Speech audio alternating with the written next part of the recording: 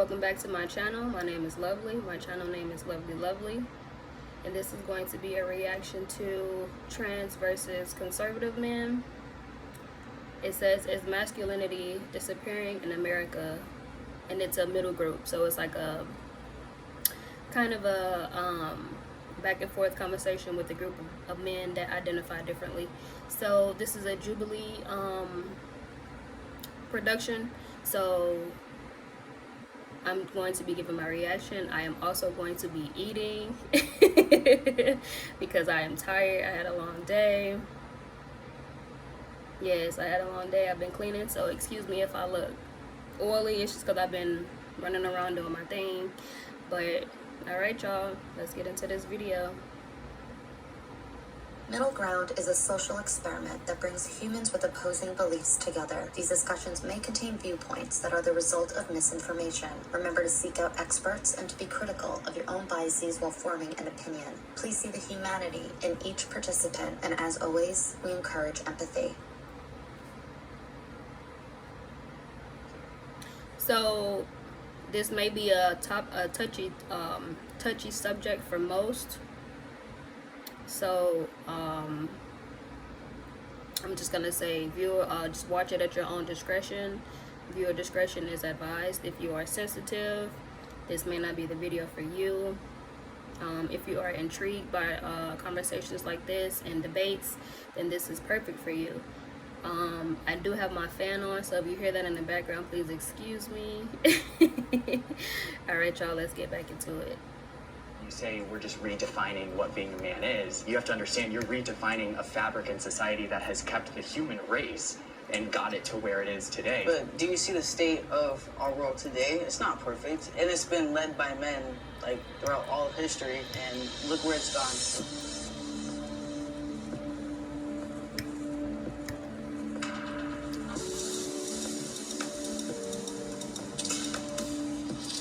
Step forward if you agree with the prompt. Masculinity is disappearing in America. Ooh, already that's touching. Let's see. I think that masculinity is disappearing. I think that it's a concerted effort to emasculate men.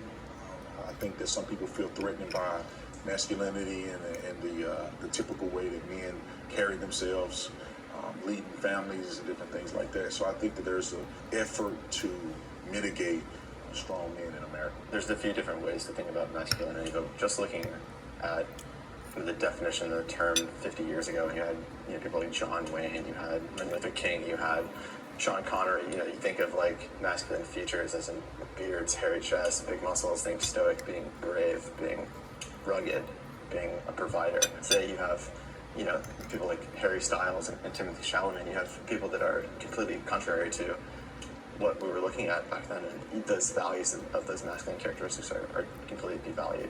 I do believe that masculinity is going downhill, especially if you look at like testosterone levels. Now the testosterone levels for guys is going down compared to generations before us. So yeah, I agree. Hi, I'm Gilbert. I'm 24. Now that I can't agree with. Because me personally, I feel like men outside of the generation now, I feel like they didn't know how to tap into their feminine energy. And when I say feminine energy, I just mean the loving aspect of it, like the nurturing part, being loving, nurturing, and caring. And now in today's society, men know how to, most men know how to, flow and allow their femininity to come through. Like they know how to balance their masculine and feminine energy now. But back then, it was only masculine. If you're a man, you're a man, and that's it. You know what I'm saying? And they would actually go out their way to just show you and prove to you that I'm a man. You know what I'm saying? So I agree with that totally. Years old, and I'm a conservative man.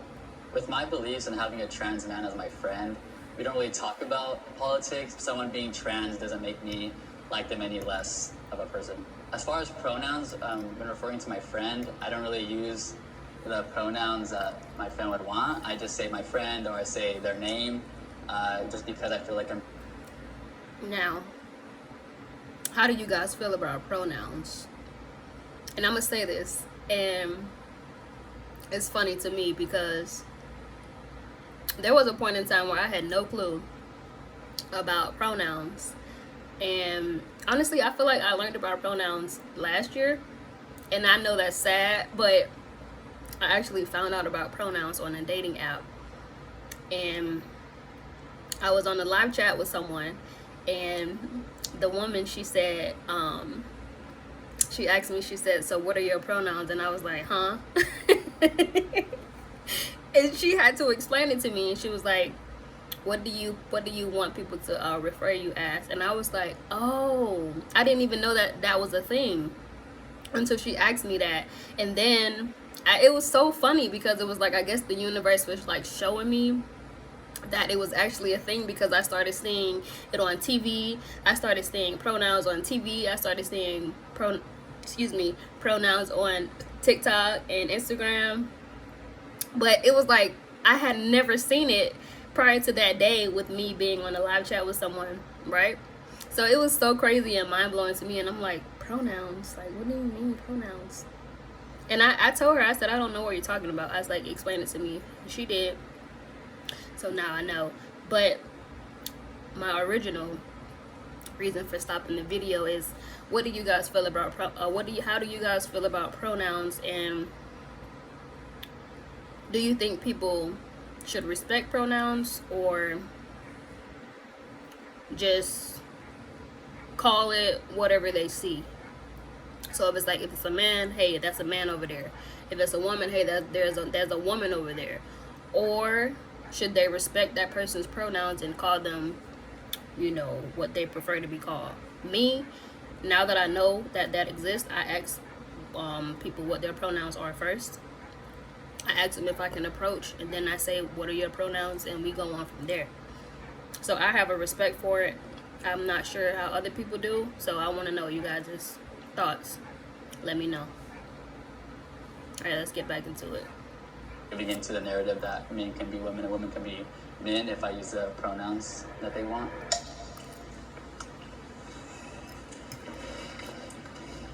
I do see that masculinity is under attack completely, but my definition of masculinity, like you said, has a lot to do with the traits that are associated with it. As a gay man, I mean, of all of us, I'm not the most masculine man, but I do think that the good aspects of masculinity are definitely under attack, but I don't think that it's disappearing, it's just being channeled in different ways. It depends on how you look at it, because a lot of the traits can also be embodied in women and in femininity. Yeah. So when we look at masculinity, I think that we have to also look at what is the actual definition of femininity and masculinity, and if we're defining masculinity by being stoic or muscles or body parts, then is it really masculinity?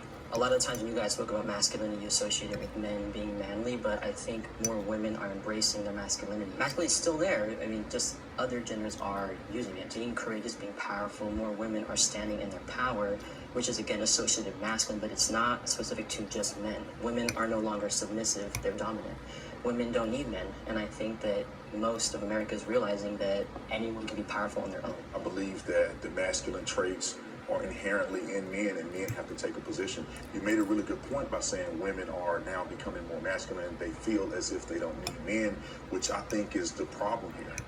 I think that the way we've been designed by God, in my opinion, is that men are to lead, men are to be strong, men are to be brave. Men have to take their rightful position. The way our country has been structured to this point have been because of strong men who have taken a stand, who have fought wars. Now I feel like it's getting so lopsided that our families are degrading.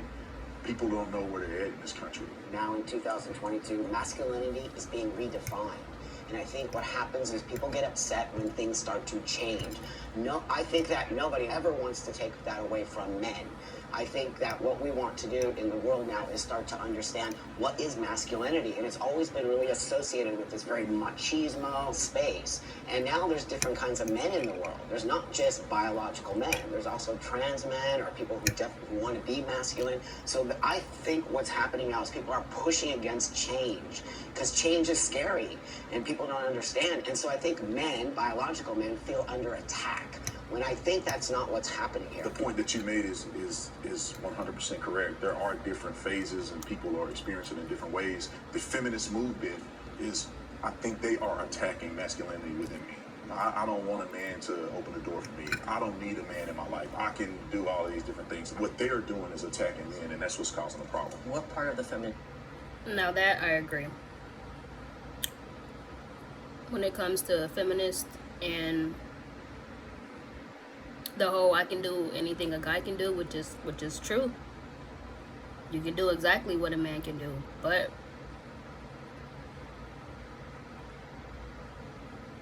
I don't know if I want to say this, but there may come a time in your life where you're going to need a man to do something for you. And if you have that attitude that you have in regards to saying, I don't need a man for anything, there's not going to be a man around to help you, then what are you going to do? What are you going to do? So I definitely agree. I believe in independent, strong women. I do. I consider myself to be one. But there's a few things that I would need a man for. Lifting things, fixing things, protecting me. If push comes to shove, you know. So you can't have that mindset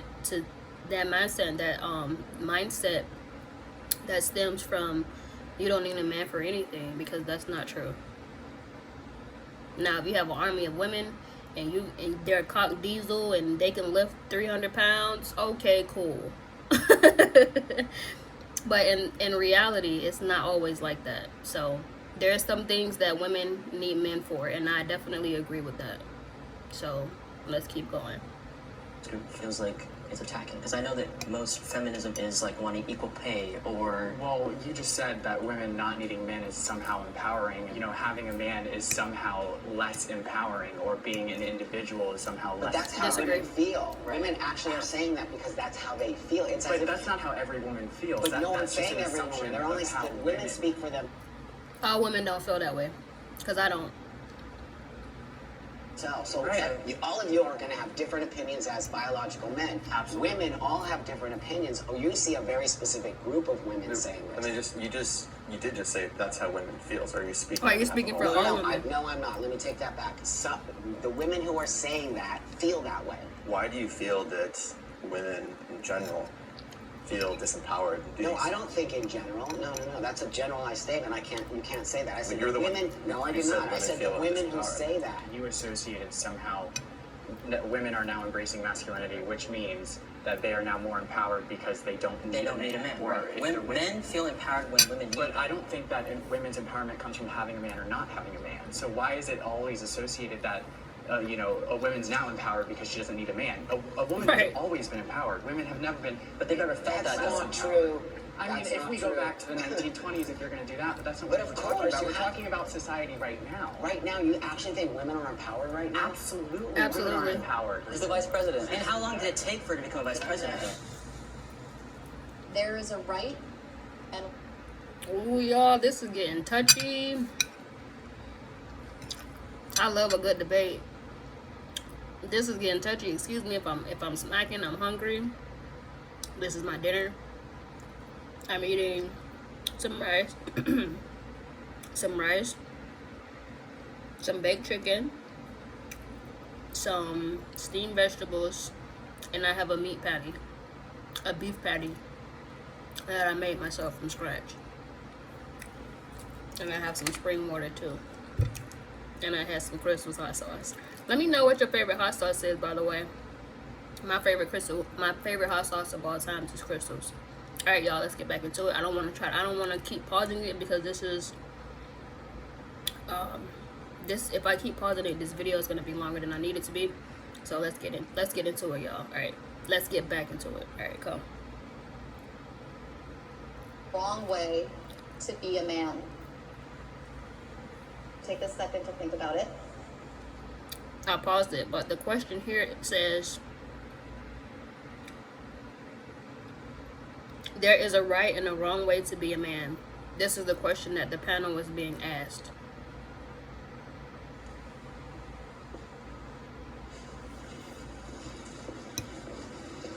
I think that when I originally heard the question being asked, I didn't agree with it. But men are not abusive individuals. Men are not to be cowards. Men are to lead their families. And men who do not, they are not meant to be that way. But you have a lot that are.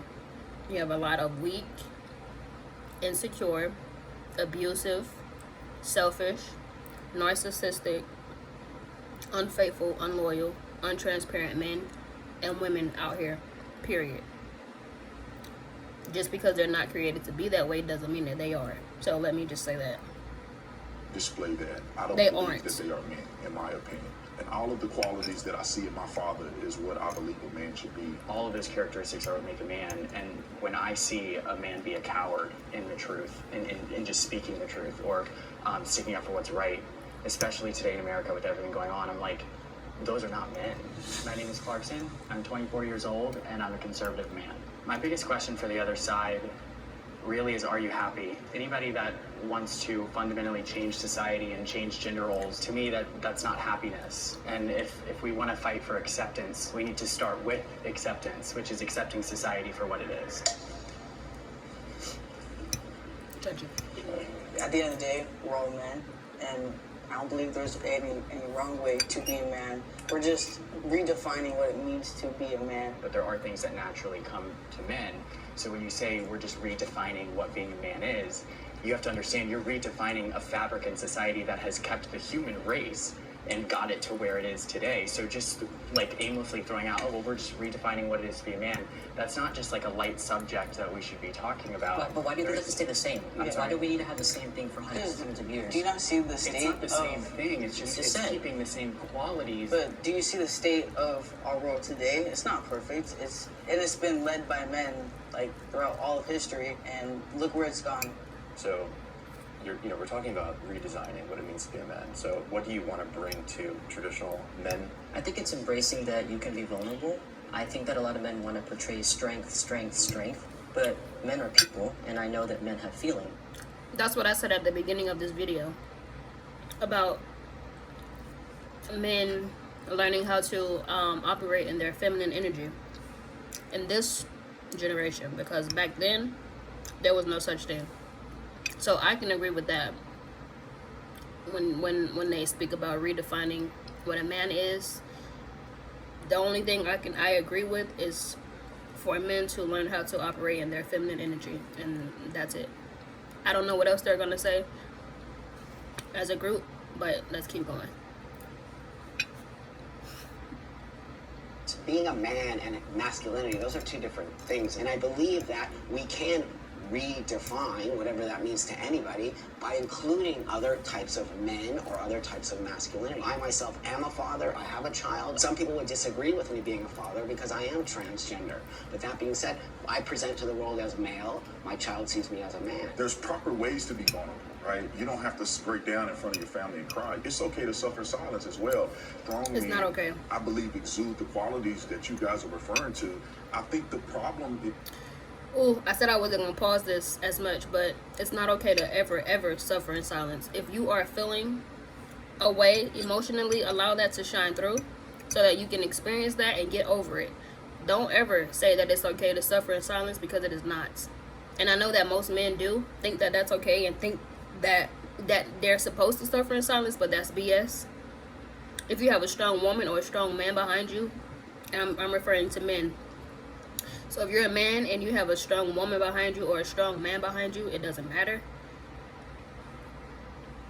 And you are feeling emotional about something, let that out. If you are emotional, if you're hurting, if you are stressed, let it out. Don't sit there and settle and say that everything's okay and say that I need to suffer in silence when no one's around. Absolutely not. That's not healing. If anything, it's making the whole situation worse. You're not healing and you're suppressing.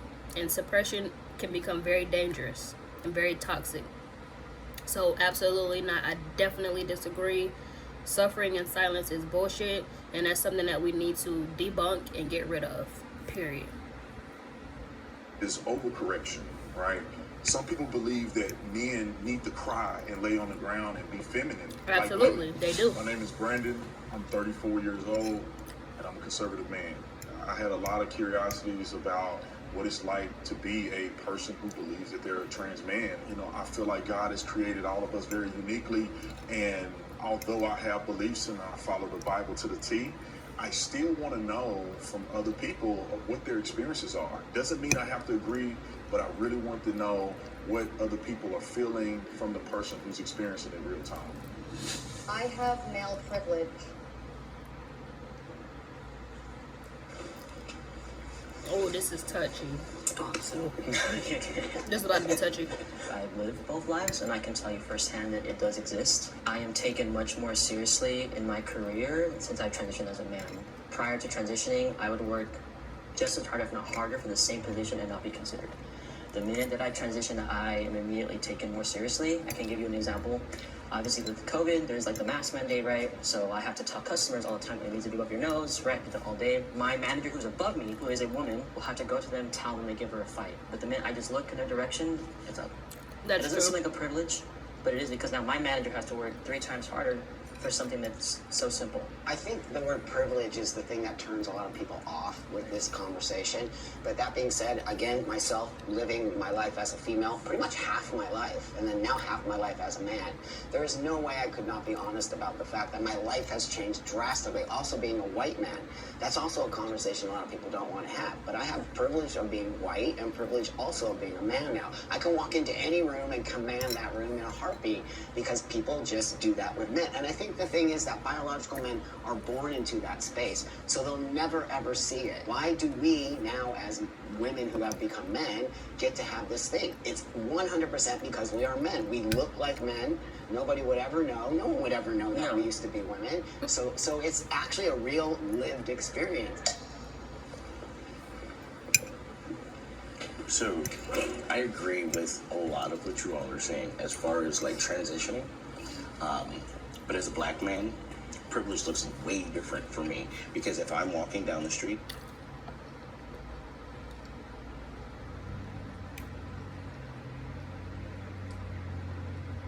I was waiting on this.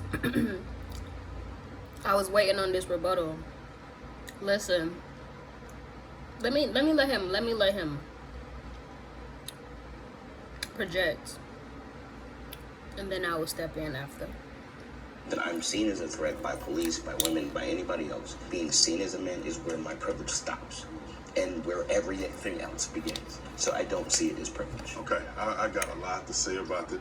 Now,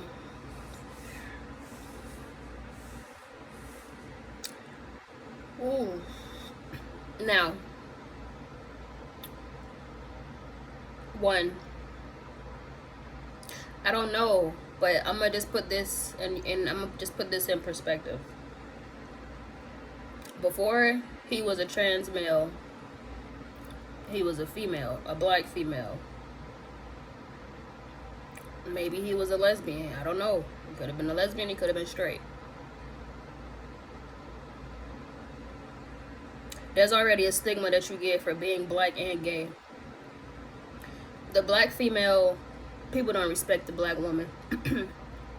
They don't. Even though we are, I'm not going to get into what we are. But there's the totem pole of respect for black women. And it's bullshit, but that's how it is in this world that we live in. So you're coming from being a black gay woman or a black straight woman to now transitioning into a black male. That's a trans black male. Now dealing with the stuff that comes with that, the disrespect, the taunting, you're not a real man, you're still all the stuff that comes with it when they speak about trans men, right? But now he's black. Now you're a black man. And now they're gonna treat you like a black man. And when I say they, I'm talking about people in general. They're gonna treat you like a black man. Most will be intimidated by you. Most will not like you. Most people think whatever they think about you.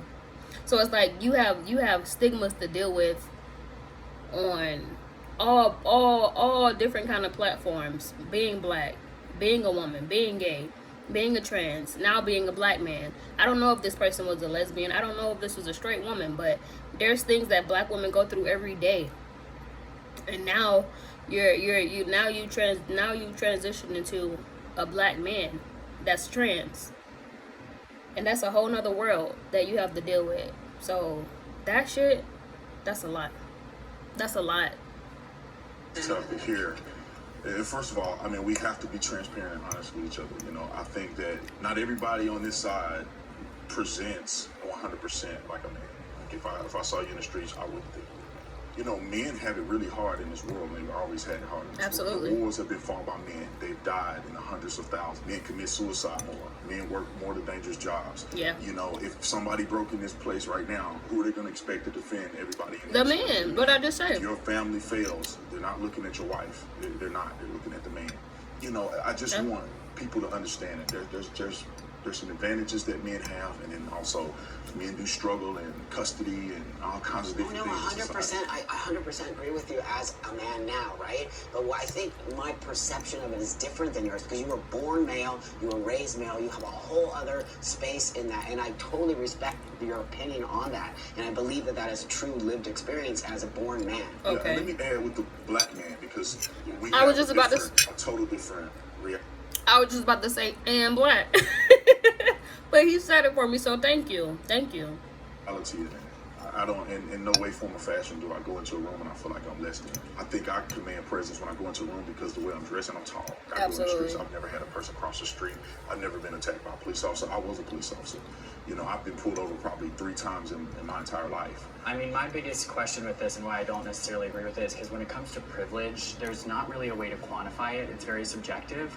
So, like, your version of male privilege and your version of male privilege are very different. So it's hard to see the other side because you never lived it. Yeah. The difference between you and us is we see it because we've lived it. You have not. So it's easy to speak and be like, what doesn't exist? Well, how would you know? Well, I'm not saying it doesn't exist. I think everybody has certain privileges, but what I think the question here is what defines male privilege over women? Because women have privileges too. Right. So is there a graph that you guys are calculating to make men have more than women, or what? The privilege is not acknowledging what you have that comes so easy. So do you think that your fear, because you live both sides, Right. do you think your fear is something that you have in your mind, or you think it's a reality? Because no, let me say this: you never really changed as a person. You're the same person. Right, that you exactly. were. So you have the same physical capabilities that you did when you were a woman. No. You don't? My strength is entirely different after. What percentage would you say? More than 100%. Okay, I weigh but like you're still 100 pounds. But Now I weigh you're like 130. still not probably as strong as me. But it's not about strength. It's that Or- women are targeted. Men are not targeted. I mean, maybe sometimes. I'm not saying it's never going to They're happen. targeted by other men. Right. But women are targeted by other men.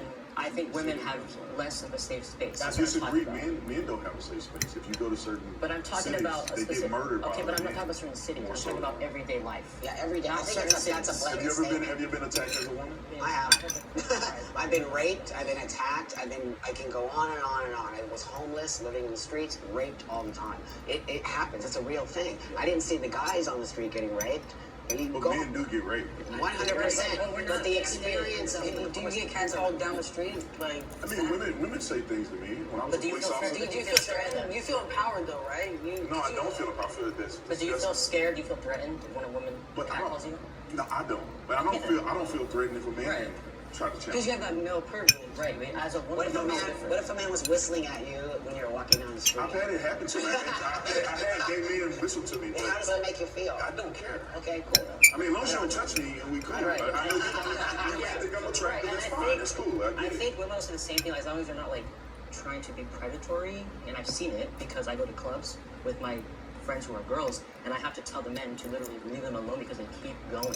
And they're predatory, and they're literally scouting out women that are drunk or whatever, not even drunk. She could say no 1,000 times, and they're still going to bother her. But the minute That that I is say true. something, they stop. Women are not as strong That's as men, true. and they get targeted. Sure, yes, that is a privilege that men have over women, but that doesn't mean that men have privilege because of that one situation. Men commit suicide way more than women do. Because if we're gonna go that route, trans men commit suicide twice the rate. But that's I think what's important here is to distinguish the fact that, yes, no one is negating the fact that women get preyed on. You know, there's situations where this happens, right? Like, no one's going to deny that. But we're also just trying to say that it's not like a one-sided coin here, where there's no like men are just, you know, we just have it good and we can do whatever we want. We can't even be the next Supreme Court justice. You know, it's like. But you know, again, I live as a man, so I see the difference. Yeah. When I said I have privilege and I walk into a room, of course. But then there's other things that are expected of me now as a man that I would never knew were expected. So would you guys agree that there's such thing as female privilege? Oh, sure, 100%. My wife has privilege because she has me. That's right. So she don't have to worry about her safety because I'm there. I don't believe that as a man, it's like, you know, there's marketing for women-owned brands. Like I said, I can't be the next Supreme Court justice. Like, women are very much more empowered today, which I think I don't have any problem with it. I mean, like, good for you. But I think that the man I probably have privilege because I'm, you know, 6 foot 210. Like, no one's picking on me when I walk down the street. You know, I used to live in Chicago and I used to walk home all the time at night, but like, was that smart? Probably not, but I felt a little safe because, you know, I'm not 5 foot 100 pounds. I'm max 29 and I'm a conservative man. In today's society, women and men can be whatever they want and be as successful or strong or as big of a leader as they choose. So I'm just wondering, in a society that is so seemingly more level than ever before, why are we transitioning the different genders to defined and what are we looking for? Biology determines gender.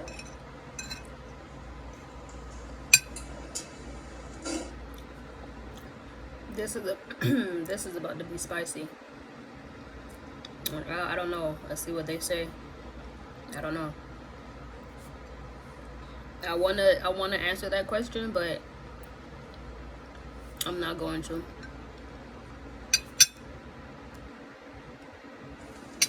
So, sex and gender, people try to argue that they're different, but sex and gender actually go hand to hand. And our biology, being a man, comes down to every fiber within our body. So whether that be DNA, chromosomes, testosterone levels, bone density, there's a whole bunch of different factors that go into it, and it all has to do with biology. So biology, I 100% believe in biology. Today we talk about biology being a social construct. I disagree with that as a transgender person. I was born biologically female. I always acknowledge that, and today I live as a male. Now that being said, sex and gender, they are trying to separate those things. Gender can be, I've chosen my gender. As you see, nobody would, I think, probably understand that I used to be a female. Now, many people do, like you just said, believe that sex and gender are one thing and you can never change those. I'm not trying to change anything. I'm trying to show the world that this is how I feel by presenting the outside. But I think denying biology is where we get into a lot of problems. If you want to be, you know, seen as an end, then like, right on. Who are you to? I don't care. I mean, you do you, whatever makes you happy. But I think like it becomes a slippery slope. It's like, how are we going to deny basic human facts? Like, there's two I think that genders. causes problems, and it causes problems for me. Yeah. Because the minute I start denying your biology, now you feel attacked by me. Right. And I don't want you to feel attacked by me. I never want you to feel, I want to be a part of, if that makes sense. You don't have to agree with my choice of how I live my life, but all I ask for is respect. What do you have on your driver license and your birth certificate? Right, do you change it to great. male or do you change it to... So that being said, I transitioned to live as a man 29 years ago. So that was way before you see any of this stuff. And I had to acknowledge my biology, right? That being said, my license, I travel the world. It has to say male. Can you imagine if I showed up at the airport, they're like, female? Dude, there's something going on here. But I actually got my birth certificate changed to male. I was the first person to do that here in Los Angeles. But that being said, I kind of think that it might have been a mistake to do that now, looking forward today, because I never thought we would be having this conversation. I'm glad you said that because I love that people can express themselves. We live in America. It doesn't matter what I believe, what my religion is. I love that people can live their best life. I'll never, ever in my life protest or try to go against a person who wants to identify. The problem is when you begin to try to change language and you begin to try to change reality, and then therefore it changes on the children, and all of that becomes problematic. If a person says, okay, I acknowledge I'm born as a man or a woman, but I want to identify as this, cool. Right. I respect it. And even if I didn't want to see it that way, and some people may be a little more ambiguous, I wouldn't never disrespect you. I'll call you by your name. That's right. Whatever name that you want to be associated with, I'll do that. And I think if everybody in the country can get on that same page, I think we'll see less division. I've noticed in a lot of the trans individuals that I've met, the older generation who had it a lot harder in society to be accepted is a lot more willing to have the conversation. We didn't have social media. I didn't have cell phones. I didn't have computers when I transitioned. This is how you build bridges. I'm Buck. I'm 59 years old, and I'm a trans man. Because I'm an elder trans man now, and there's a much newer generation, there's a definite space where I have a different way of being than the younger generation, and why I tend to call myself a transsexual man. And I believe in biology, I believe in binary, so it really does not necessarily align with the new thought process that is happening with the newer generation. So I love this question. With trans folks, biology does change. Our bone density does change. Our muscle structure does change. Our testosterone levels do change. So biologically, we do change. Anatomically, now that's where surgeries come into play. So when we're talking about biology and gender that can't be changed, our biology absolutely and concretely changes. Not the DNA. But our DNA does not change. Yeah, DNA is not going to change for anyone. So you acknowledge there's a biological difference between males and females, because some people on the other side would say there's no difference. Like a female, like I could look like a girl, not having testosterone, but I'm still a male. Some people are male, some people are female, chromosomally. But when we start to take testosterone, our bodies do biologically change. But what about trans men who don't take testosterone? Then their bodies don't biologically That means then they're change. biologically still female, right? Well, Absolutely. And gender in itself is something we get to choose. Okay, That's right. just like you said. Well, in your life, you get to choose. Not, That's you don't get to choose it for the world, but you get No, to choose I get to That's choose right. my gender.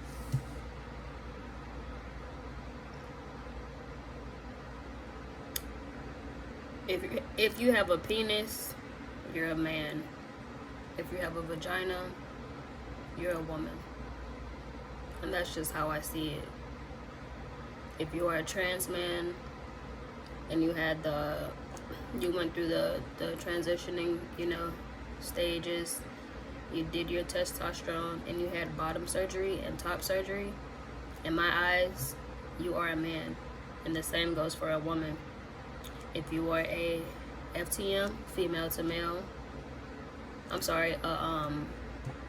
male to female, and you went through the transition phase, right?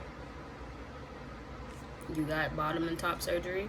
You no longer have a penis, and you have breast and a vagina now. To me, you're a woman.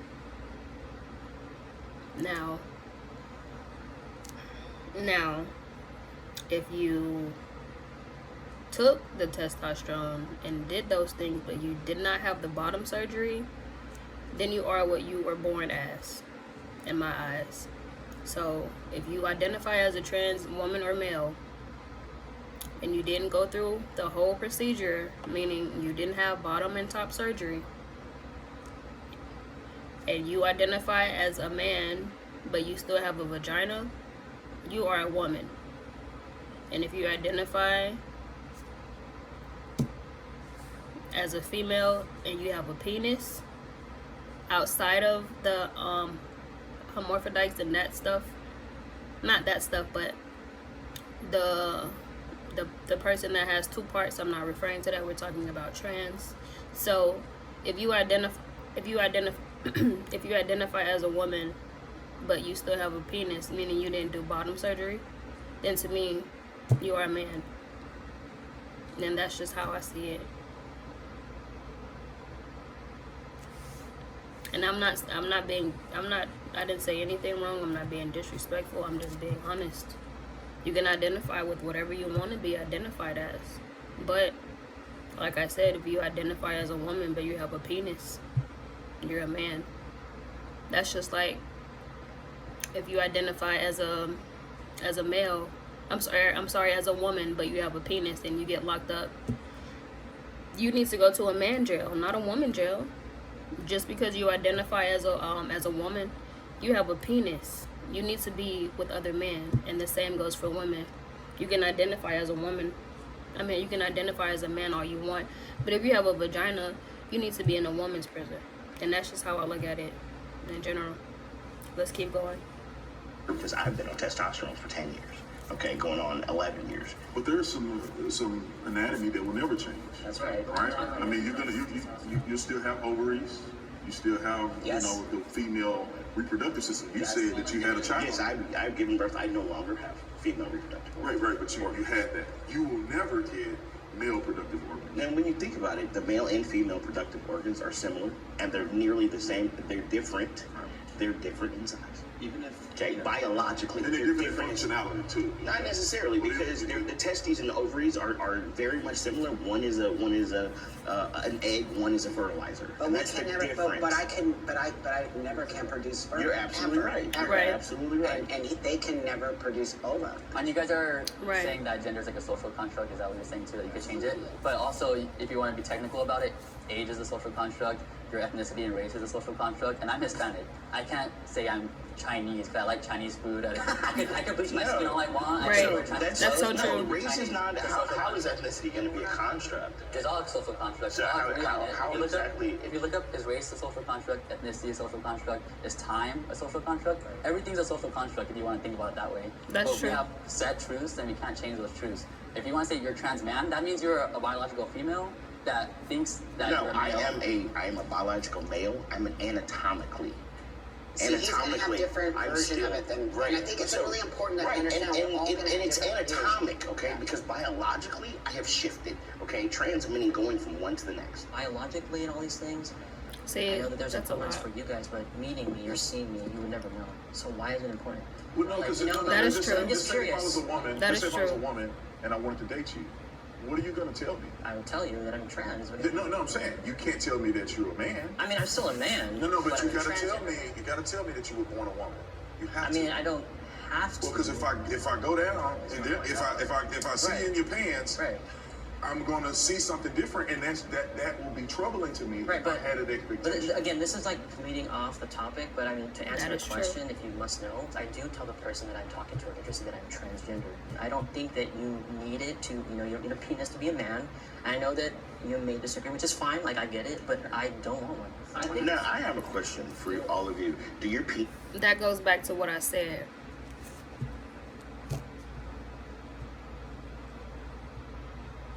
So, I'm gonna just okay. Don't say it, Lovely. Just go. penises make you men? Yes. Well, part of He said, "Does having a penis make you a man?" I think I cut it off, but that's what he asked. Like, no, Part of that what makes is you a man, is that yes. what makes you Well, it a man? says being a man's ingrained within every part of your body, so our cells, Right, it's our but penis too. if you someone was before- if you had to look at the difference between us and between you, now would that difference be the lack of a penis? If you were naked, Okay, so if we're gonna minimize being a man to that particular anatomy, we didn't minimize No. it. I'm asking the question. Okay, if we minimize it, because this is where we're going, is anatomy, right? Because that's where we've gotten. Okay, so if we get there, so do your penises make you more men than us? It's part of it's what not does. making more or less. It's No. we're a biologically man. You're not a biological. It's not a spectrum, This so it's form- not a question that we can answer because you're. When it comes to biology, yes. If you have a penis, you are a man. If you have a vagina, you are a woman. But there's women out here that are 10 times more than a man. There's women out here that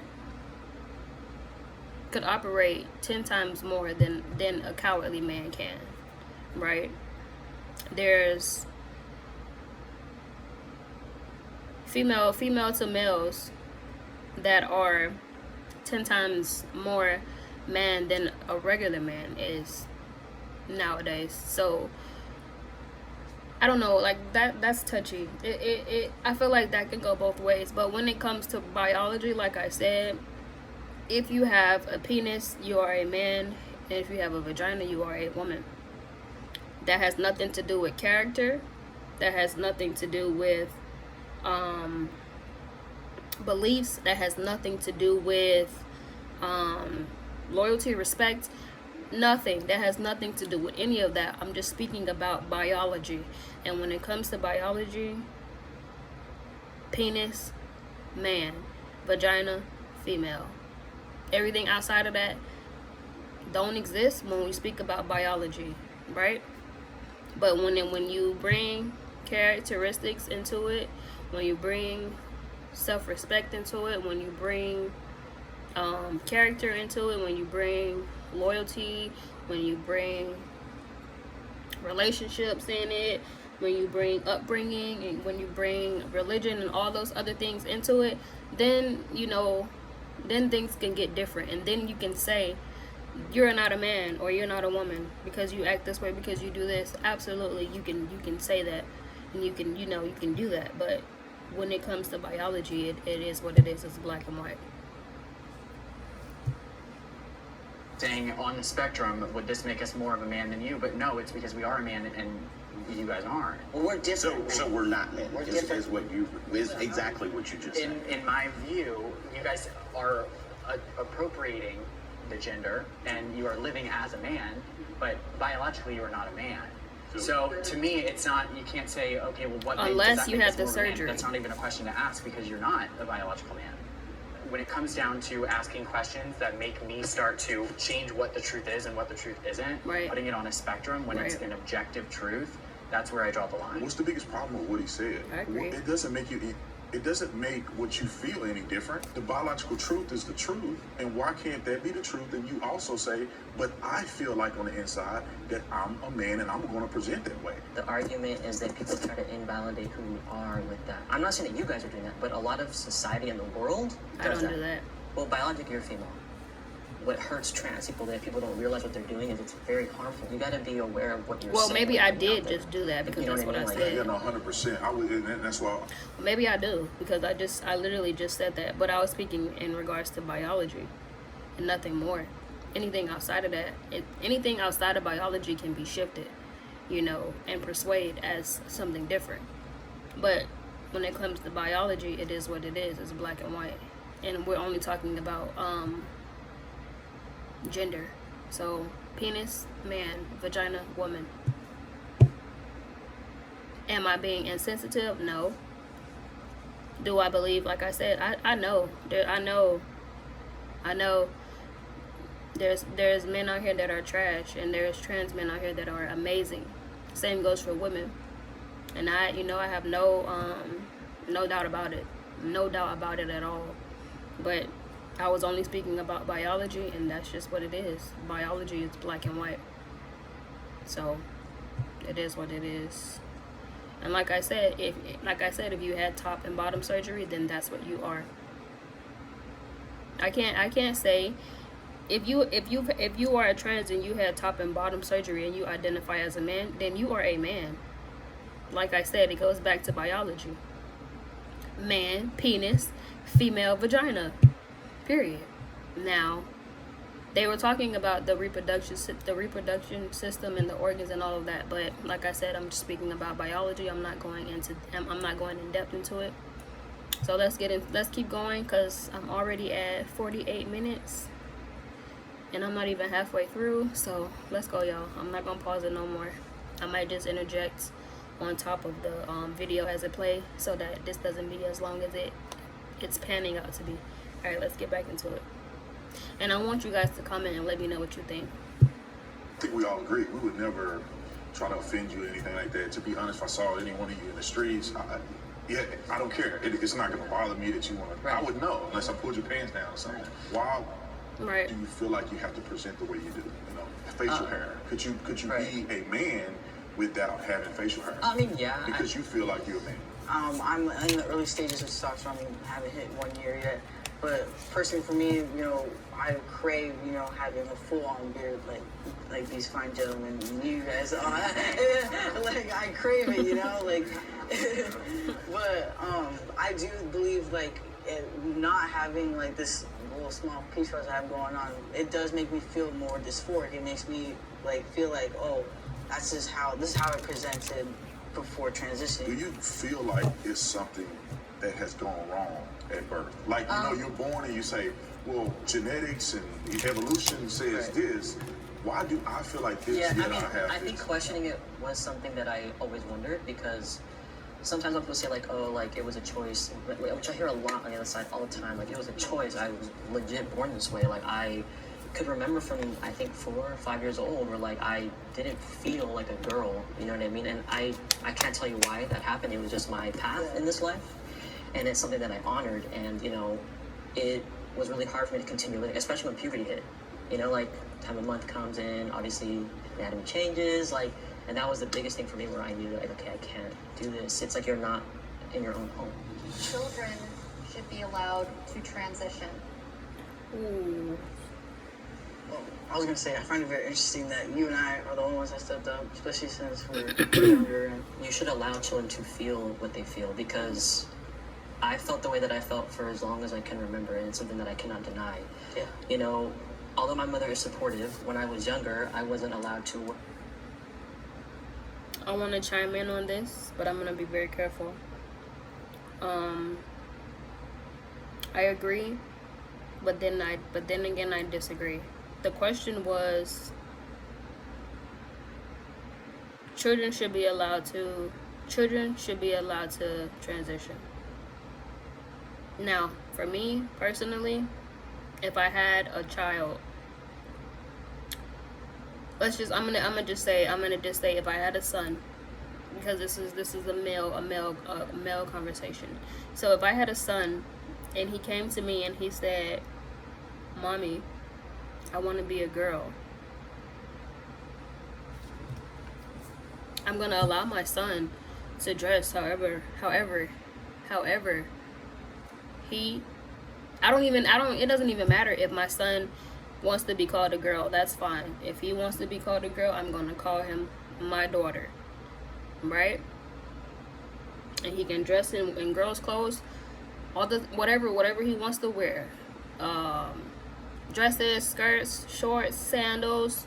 If he wants to wear weave, it doesn't matter to me. That's my baby, and I'm gonna support my baby at any cost. But when it comes to having bottom surgery as a baby, to me, no. Now, I will allow my son to dress in whatever he feels comfortable. I will even call him my daughter, you know. But I'm gonna put the brakes on it when it comes to bottom surgery until my child turns 18. Now, at 18, if my child still feels that way and he's still strongly about being a girl and he wants to do the bottom surgery, then absolutely. But as a child, no. He can identify as whatever he wants to. He can dress however he may want to, you know. But as far as going all the way through and doing the bottom surgery, no. I will let him take the hormones. I will allow that. Maybe in the teenage years I will allow my son to do, you know, the hormones and all of that stuff. But bottom surgery, no. Bottom surgery will come at the age of 18 if he still wants to identify as that. Because we all change. Our minds change growing up. Today, he can say, "Mommy, I want to be a girl." A year later, "Mommy, I'm a boy." You know, things change. People change, emotions change. All of that stuff change. So, no. As far as the bottom surgery, absolutely not. The bottom surgery can happen at 18. The dressing, however they want to dress, that's fine with me. The pronouns is fine with me. If he wants me to call him my daughter, absolutely, that is my daughter. But the bottom surgery, that's not happening. That's not gonna happen until he turns 18, and I stand firm on that. That's just my opinion. That's how I feel about it. Because I know, because even for me, when I was a kid, I was a tomboy. I went from being a little girly girl. No, actually, even as a little baby, I was a tomboy. I had Power Ranger sheets. I was a little baby girl in my bed at what 3, 4 years old, 5 years old. I had Power Rangers on my bed. I didn't have princess stuff on my bed, you know. And I was a little baby girl, and I had Power Rangers as my bedroom. But then when I got to, I say, middle school, I was becoming more girly in middle school, and then in high school and so on and so forth. I was more girly. But as a baby, I was a tomboy. And when I refer to that's just me showing that people change, emotions change, you know what I'm saying? Outlooks and experiences and all of those things, those tie in together, and everything changes, you know, nothing stays the same. So with me, I stand firm on doing the bottom surgery at the age of 18, because I feel like at the age of 18 you're very, you're very condescending. You know how you feel, you know what your sex is, you know what you're attracted to, you know what you like and what you don't like. You're very conscious, and you know exactly what's going on, you know. Having bottom surgery at 10 years old, I can't agree to that. I just can't, and that's just me personally. Let me know what you guys think about that in the comments. But I agree with the pronouns. Like I said, if my son wants me to call him my daughter, I am all for it. If my son wants to wear high heels and a dress, I am all for it. If my son wants to wear makeup, I am all for it. Same goes for my daughter. They can do the hormones and all that stuff. But the bottom surgery, that's not going to happen until they turn 18. And that's just how I feel. All right, let's keep going. And I know that was a lot, but I wanted to say that. So let's keep going.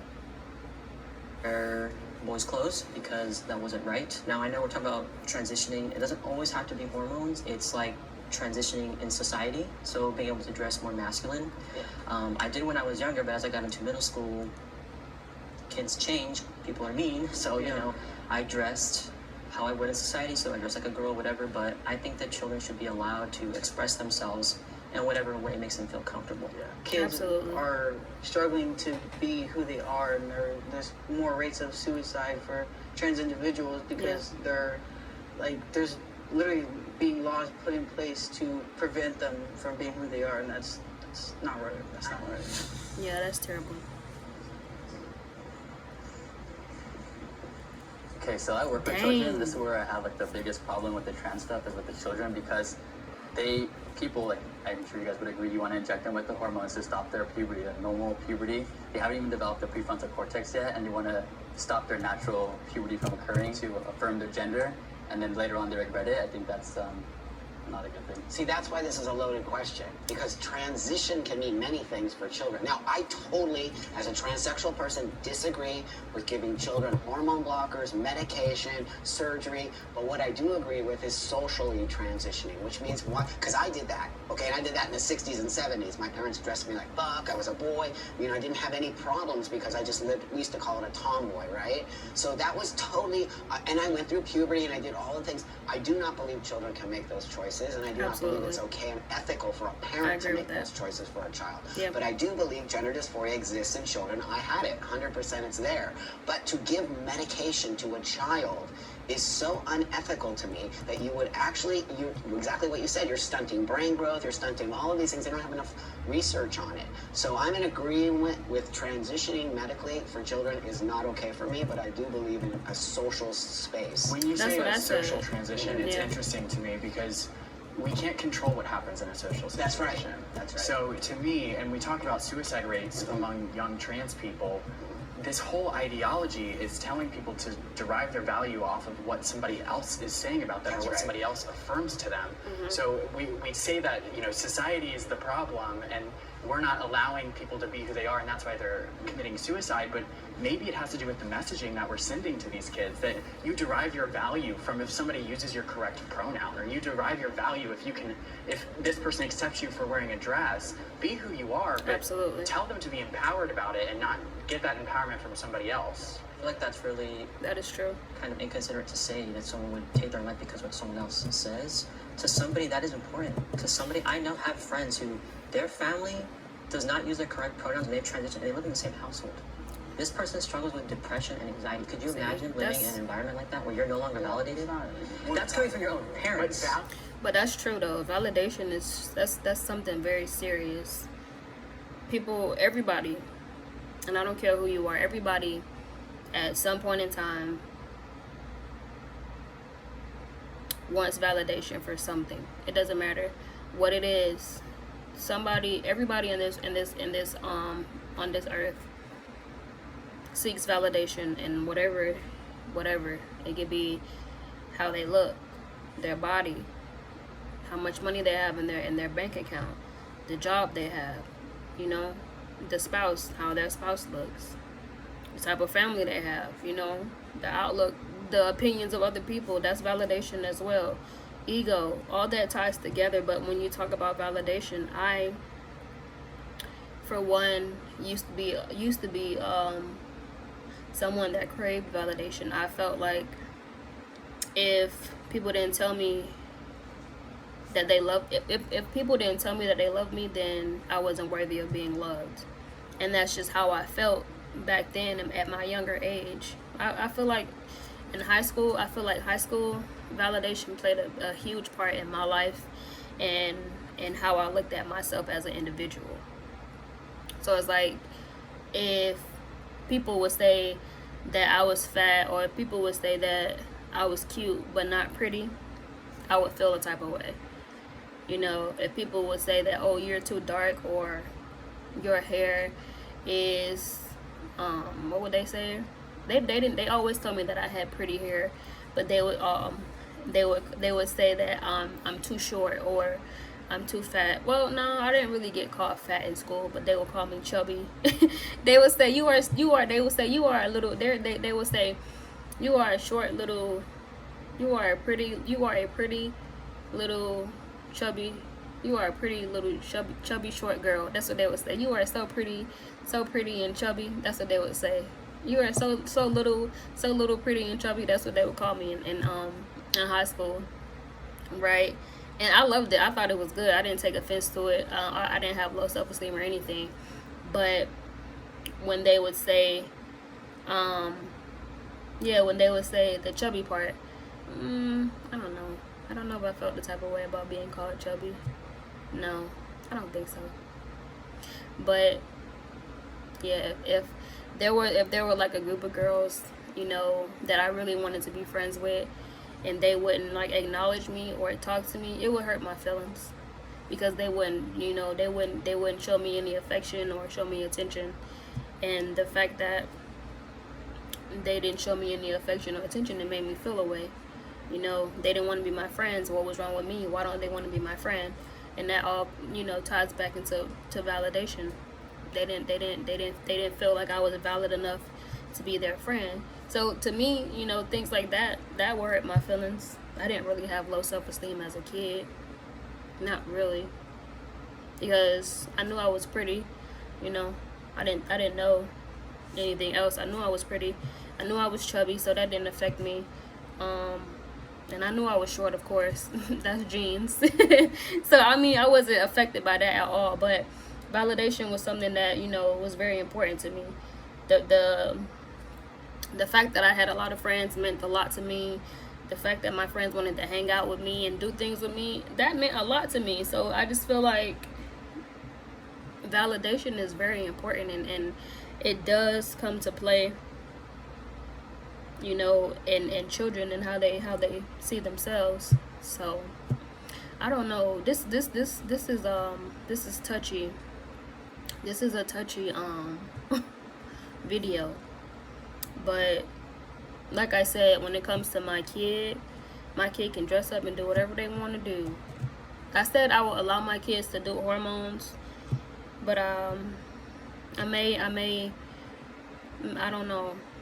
know, because I don't have any children, you know. So I don't know what I would do as a parent. I'm just speaking, you know. You don't know what you'll do until you have a kid. I don't have any children. One day I will, you know. So I don't know if I will allow my kids to take testosterone take hormones in elementary school. I don't think so. I don't think I will let them do it in middle school either. Maybe high school. Maybe I will allow them to take hormones in high school, yes. But I don't know what I would do as a parent. I don't know. Let's get back into it, y'all. And it's sorry if I'm rambling. I'm just talking. Sorry. But if you base your validation off of other people, this is a hard truth. But if your sole validation, No, you definitely have to do it. individual Listen, is I based on could other give people. a shit about what things on me. I do what I want. But for everyone, that's not the case because Yeah, everybody that's has true. different personalities. Right, but that doesn't make it any. That doesn't mean that. But still, we should but be what you're not selling acknowledging, to get listen, what you're not validation from acknowledging others. though is that in that environment, it's not supporting. I'm acknowledging that. I'm Okay. just saying that we're saying that for some reason they should look for that validation from somebody When else you rather love than find somebody it and you have a within. family, you want them. Everybody looks for validation, like I said, especially kids. Children, they want validation all the time. Even adults, they want validation all the time. So it just depends on the person. It depends on their lifestyle. It depends on their upbringing, their self-awareness, and their self-respect and their self-love. Like, all that stuff goes together. Now, me as a 30-year-old woman, I don't give a fuck about what anybody thinks about me. I don't give a fuck what you think. I don't give a fuck what you have to say. Your opinion don't mean shit to me. An opinion is not paying a bill. An opinion is not putting no money in my pocket. An opinion is not going to change me from doing what the fuck I want to do for me and for my life. I don't give a fuck about opinions. I don't care now at 30 years old. But when I was 15, all that shit mattered to me. All those opinions mattered to me. Everybody's opinions and what they had to say to me, that shit mattered. Especially coming from people that meant a lot to me, like my parents and my sisters and my brothers and my cousins and my and my friends. Everybody that was important to me, that had an opinion about me, that shit meant something to me and it mattered to me. So if somebody was telling me that I was being wrong, or if I was wrong for doing something or saying something, I took that shit into consideration. If somebody said they didn't like my outfit that day, I took that shit into consideration. If somebody said I looked so pretty that day, they love my hair, they love my outfit, I took that compliment and I took that shit into consideration. You feel me? If somebody said I was ugly, somebody said I was fat, somebody said I was too dark, if somebody said I was pretty but I was too short at 15, I took that shit personal and I took that shit into consideration. Did it make me have low self-esteem? No. Because like I said, I always knew I was a pretty girl. I am a pretty girl. But I took that shit into consideration and that shit did make me think. It made me think twice, like, is this true? Is that true? But then I had to step back into it and say, no, that is not true. Because at the end of the day, I knew who I was even at 15. Even at 15, I knew I was amazing. I didn't have the self-worth that I have now at 30 that I did. I didn't have the self-worth now that I have at 30 back then when I was 15, but I still knew that I was pretty. I still knew that I was enough, and I still knew that, just because this person didn't like me, I'm sure someone else will. I had that mindset even at 15. But validation, that played a big part in me and in my life growing up. Absolutely. Yes. Because even at being 15, like, there was a lot of things that we would talk about as kids that my parents didn't tell me about growing up. I had some of the things I learned going into my adulthood, I learned in school. I didn't learn that from my parents. My parents didn't talk to me about certain things.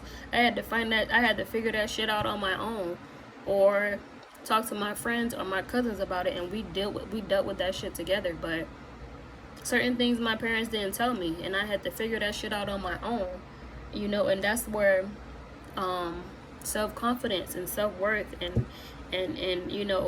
all that stuff comes into play.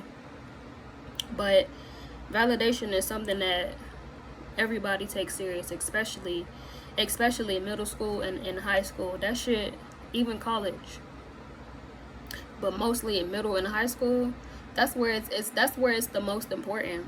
So if you're not telling your child that they're beautiful, and they go to school and get bullied and people call them ugly and weird and all these other things, because kids are cruel.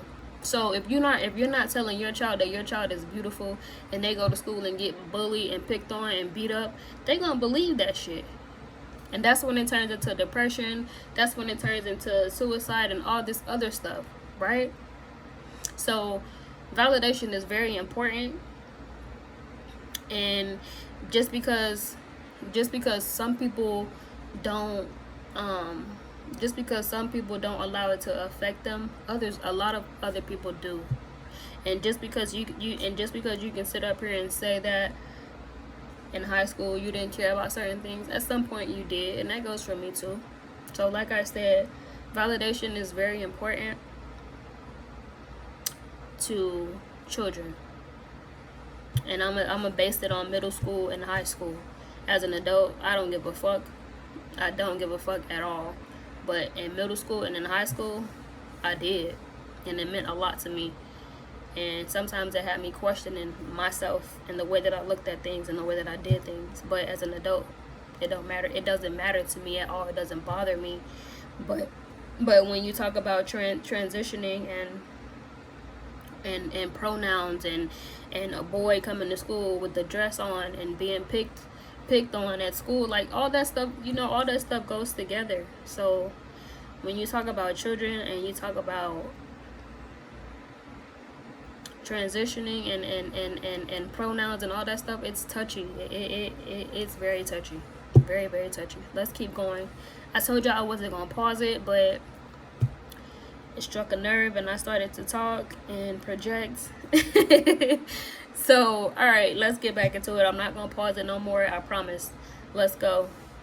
But you're focusing not on the individual, you're focusing on the people outside of that individual. I'm focusing on empowering that individual. But part of being a person is needing to be validated. You don't need to be validated ever in your life.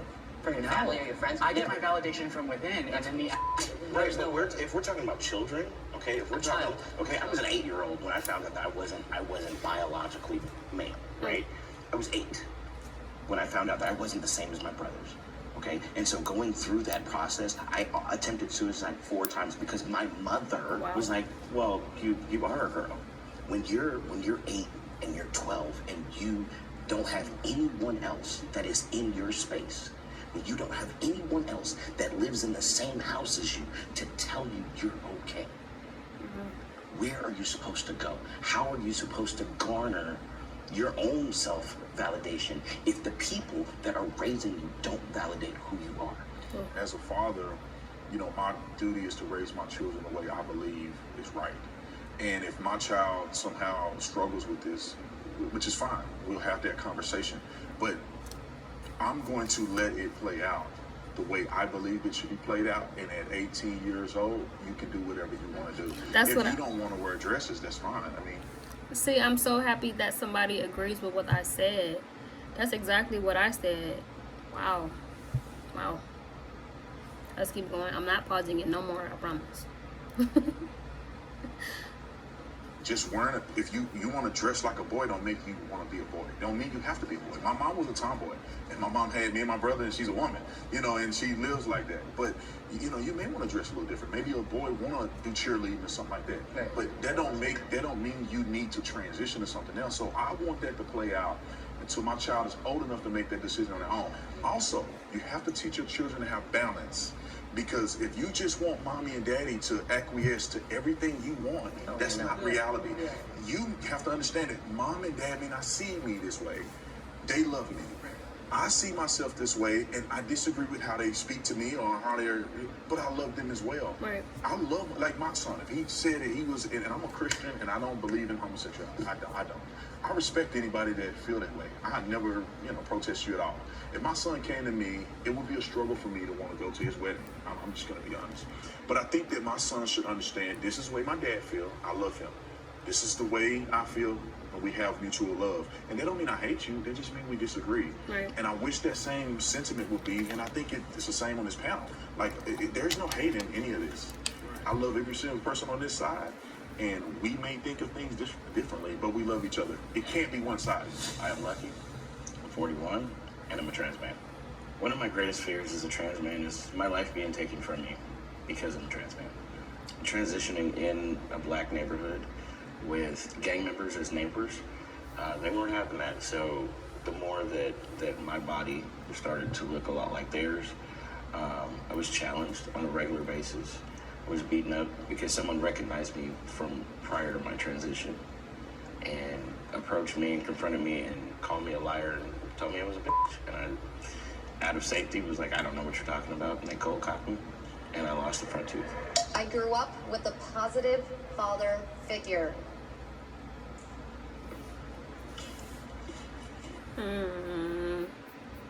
I said I wasn't gonna pause this, so I'm just not gonna say that I'm not gonna pause it no more, because that question,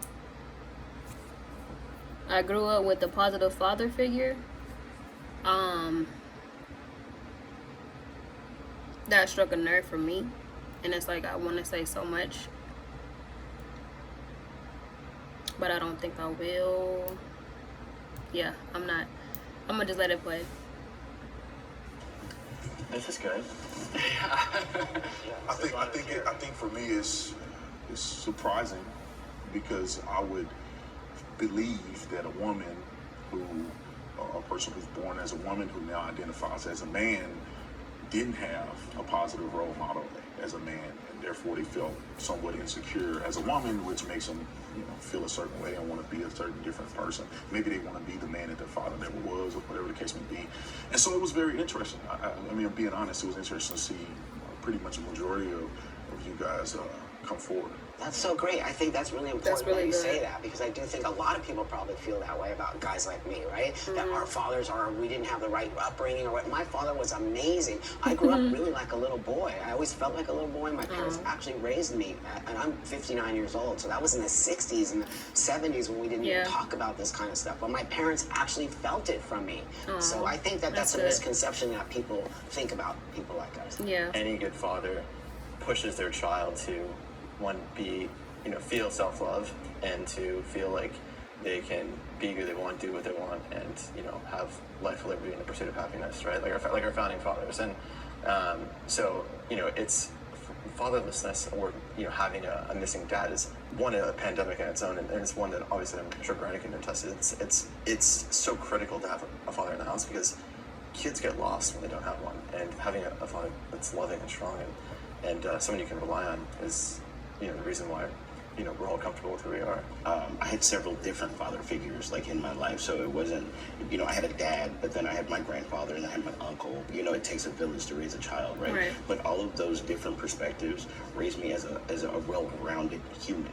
If we take the masculinity out of it, just as a human, I got to see different perspectives. And so now as a father that has given birth to a child, and that child being a male, right, I'm able to raise him with those same ideals that I'm able to identify because of the father figures that I had. I didn't have my father growing up.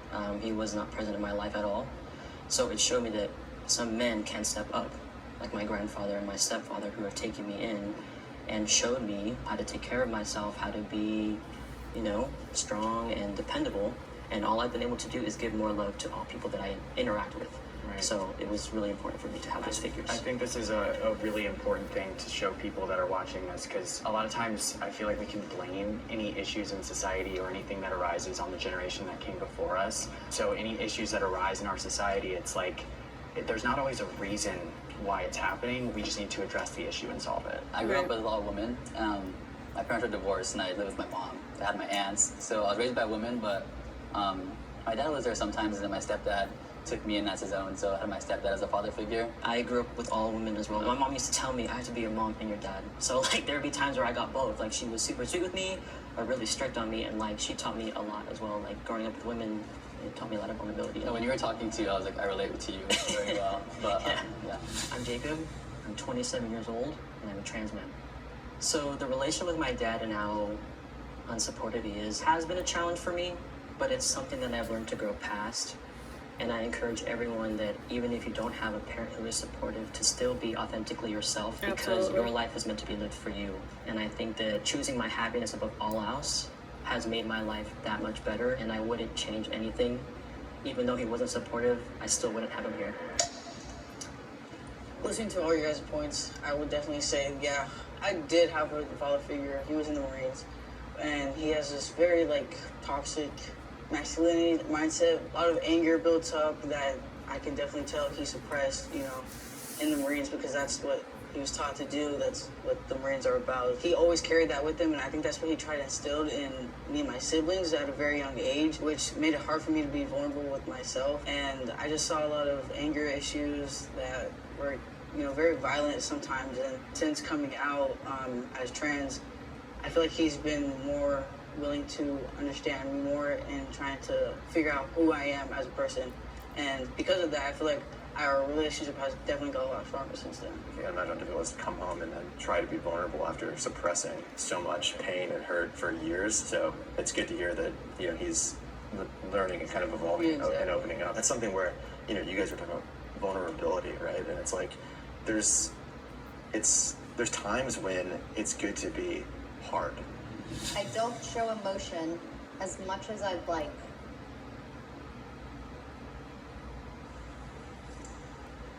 I definitely have sensed and noticed since transitioning that being on testosterone has made me cry less, which is very interesting because I believe that before I transitioned and started taking testosterone, I feel like not being able to cry as much, it makes me I'm like, damn, I wish I could cry right now, but it's not going to happen. I am Jimmy and I'm a trans man. Before transitioning, I guess only presented as lesbian, but since transitioning, I've been able to be more comfortable with my sexuality. I've definitely seen on dating apps and stuff, a lot of conservative men fetishizing trans individuals, and it's interesting because a lot of the time they say that they don't identify as gay or within the community, and yet they're fetishizing my community.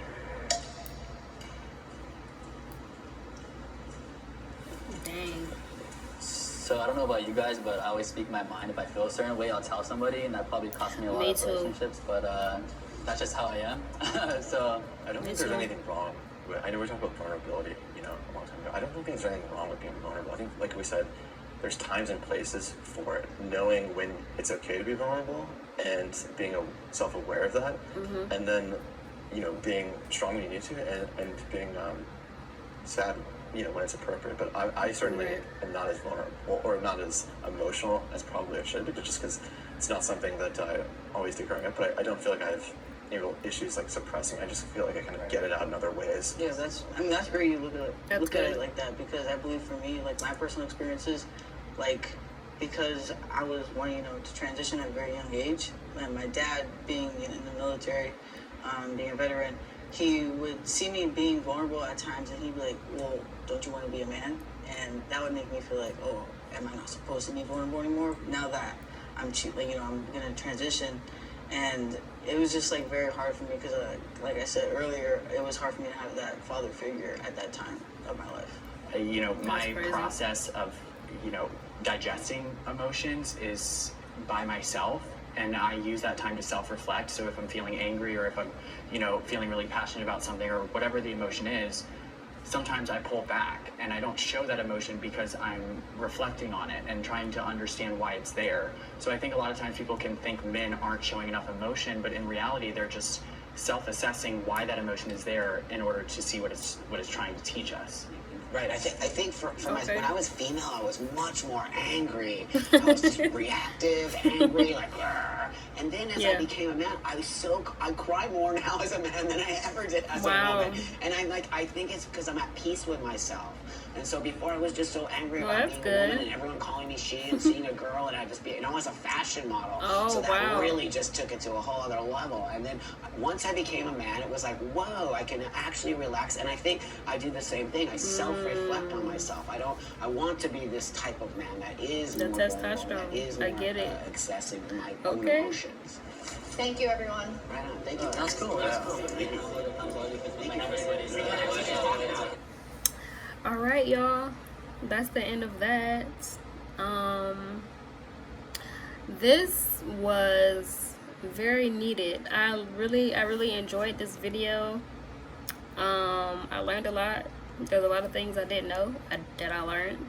I'm so grateful for this conversation. This was actually informative, insightful. It had my gears turning on certain questions that they asked. I started projecting a little bit when I was speaking about myself personally. But let me know what you guys think. If you like this video, if you made it to the end of this video, leave me a pineapple. Leave me a pineapple at the end of if you made it to the end of this video with me. And don't forget to answer some of those questions that I asked throughout the video. If you like my method of reacting, go ahead, like, comment, and subscribe, and share if you feel like others, you know, need to see me and react to my channel. I mean, and watch me react to certain things. Share my channel with them. There's a lot of things that I wanted to say that I've decided not to say, because I'm gonna just say just because it was probably not necessary. And probably not necessary, you know. Yeah, probably wasn't necessary at all to be said. But like I said, I enjoyed this video, and I hope to see you guys soon. Well, I'm not gonna see y'all, but I will see the reactions, like the views and the comments. So hopefully I start to generate more of that on my channel. That's what I mean when I say hope to see you guys soon. So until next time, have a good one.